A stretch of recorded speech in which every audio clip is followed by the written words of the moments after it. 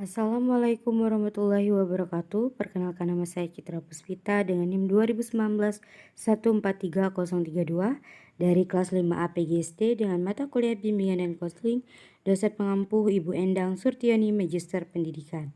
Pada tugas pertemuan ke-6 ini saya akan membahas materi tentang bimbingan karir bagi anak sekolah dasar. Sekian dan terima kasih, simaklah video pembelajaran berikut ini. Materi yang pertama yaitu tentang tahap dan karakteristik perkembangan karir murid SD.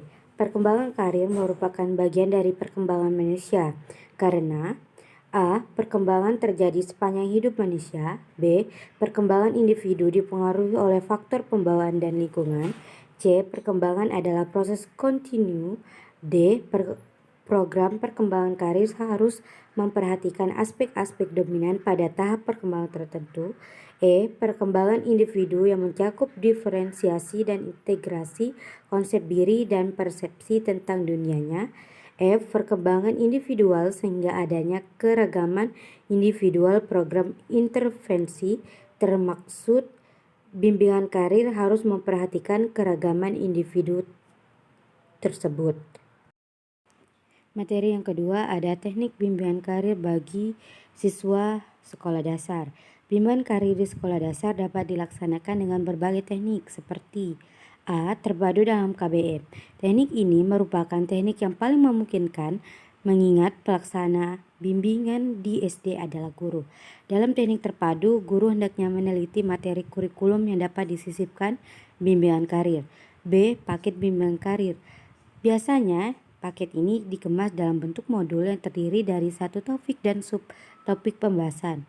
C. Bacaan. Dalam hal ini siswa disuruh untuk membaca riwayat hidup orang-orang yang berhasil. Selain dalam buku riwayat hidup, informasi jabatan dapat diperkaya dengan membaca sumber-sumber bacaan seperti surat kabar, majalah, media elektronik, dan lain-lain. D. Narasumber. Wawasan murid tentang dunia pekerjaan dapat pula diperoleh dengan mendatangkan narasumber ke sekolah untuk berdialog dengan anak-anak. Dapat pula ditugaskan untuk berdialog dengan orang tua masing-masing. E. Pengamatan. Dalam hal ini siswa dapat diajak jalan-jalan menuju suatu tempat.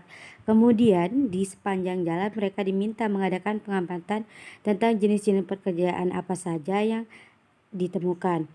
F. Ceritera. Murid usia SD sangat menyenangi ceritera. Oleh karena itulah guru dapat melaksanakan bimbingan karir melalui ceritera. Materi yang ketiga atau C yaitu pelaksanaan bimbingan karir di sekolah dasar. Tempat pelaksanaan bimbingan karir dapat di mana saja, misalnya di dalam kelas, di luar ruangan, atau di tempat kerja yang sesuai dengan topik yang akan dibahas. Penentuan tempat juga bergantung pada fasilitas yang dibutuhkan. Jika dibutuhkan gambar-gambar seperti film atau video, barangkali lebih cocok menggunakan ruang audio visual kalau memang ada. Teknik pelaksanaan juga dapat bermacam-macam, secara kelompok atau secara individual. Tergantung dari kebutuhan dan tujuan, dapat juga dengan cara alih tangan atau referral, artinya meminta bantuan orang lain yang ahli dalam bidangnya untuk memberikan bimbingan karir. Demikian juga metode dan peralatan yang dibutuhkan sesuai dengan topik pembicaraan dan tingkat perkembangan anak. Materi yang keempat yaitu contoh konkret bimbingan karir komprehensif. 1. Siswa diajak jalan-jalan menuju suatu tempat. Karena dengan jalan-jalan ini siswa akan melihat dunia kerja yang luas. Kemudian di sepanjang jalan siswa diminta mengadakan pengamatan tentang jenis-jenis pekerjaan apa saja yang ditemukan pada dunia luar ini sangat banyak sekali. 2. Konselor atau guru dapat menggunakan cerita karena anak sekolah dasar senang dengan cerita. Dengan cerita ini dapat terkesan jika tokoh-tokohnya dalam cerita tervisualisasikan dengan baik, bisa menggunakan media gambar. 3. Konselor atau guru menyuruh siswanya membaca buku, majalah, koran, dan media elektronik lainnya tentang macam-macam pekerjaan yang di dalamnya adalah kisah-kisah keberhasilan dari tiap-tiap pekerjaan.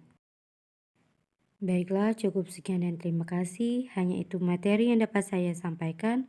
Kurang lebihnya saya mohon maaf. Pada Allah saya mohon ampun. Saya akhiri dengan kata wabillahi taufiq wal hidayah. Wassalamualaikum warahmatullahi wabarakatuh.